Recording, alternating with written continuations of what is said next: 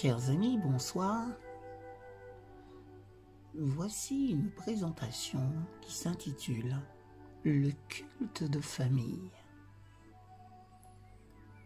Et si vous ne trouvez pas bon de servir l'Éternel, choisissez aujourd'hui qui vous voulez servir.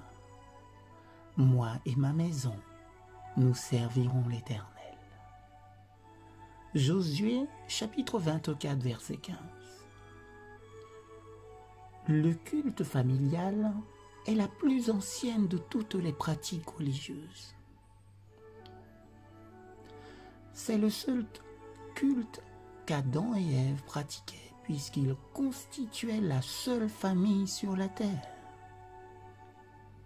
L'Écriture dit « C'est alors que l'on commença à invoquer le nom de l'Éternel. » Genèse chapitre 4, verset 26. Pendant longtemps, on peut le supposer, le culte de famille fut la seule forme de culte adressée à Dieu, car la terre était encore loin d'être occupée. C'est seulement quand le nombre des gens et des familles se multiplia que le culte public commença. Abraham est un exemple remarquable d'un chef de famille dirigeant les siens dans l'adoration.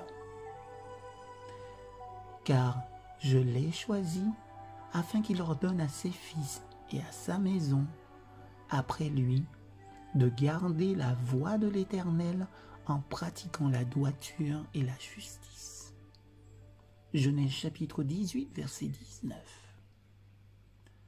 Sous la direction de Moïse, le culte public fut établi dans le désert. Néanmoins, les enfants d'Israël reçurent le conseil de tenir un culte en famille ou un culte de famille. En érigeant l'autel familial, en s'unissant pour offrir des sacrifices vivants au Seigneur, une famille chrétienne trouvera une sécurité et un bonheur réel. Dans une maison où Dieu est oublié, on est plus facilement tenté de céder à la mauvaise humeur, à l'impatience, au manque de respect envers les parents. Que de difficultés, de tragédies dans les familles d'où Dieu est exclu. La piété domestique est une sauvegarde contre quantité de maux, M-A-U-X. Elle encourage la confiance en Dieu. Quand l'heure de l'épreuve sonne, et cela arrive tôt ou tard à chacun de nous, la force divine est à nous. Nous avons l'assurance que Dieu nous guide chaque jour pour nous en sortir.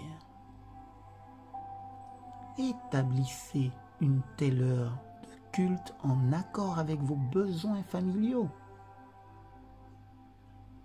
Que la liberté soit la règle et non une sèche routine. Que la parole de Dieu soit étudiée de telle sorte que chaque membre de la famille y trouve la direction divine pour sa propre vie. Vous savez comment parler à un ami. Pourquoi ne pas parler à Dieu? Il est votre plus grand et votre meilleur ami. Pour lui, chacun est important. C'est au Christ de donner le ton sur les plans moral et spirituels pour toute la journée. Le culte est créateur. Devant Dieu, nous ne sommes pas des pantins qui doivent être poussés par les circonstances. Le culte forme nos vies pour les mettre en accord avec le plan de Dieu. Père, je te prie afin que tu puisses venir t'établir dans chaque foyer, afin que tu puisses rebâtir sur d'anciennes ruines et que l'on puisse te mettre au milieu de chaque foyer. Parce que cela correspond à l'idéal de ton plan divin dans le jardin d'Éden. Puisse-t-il en être ainsi dans chaque demeure respective. Au nom de Jésus.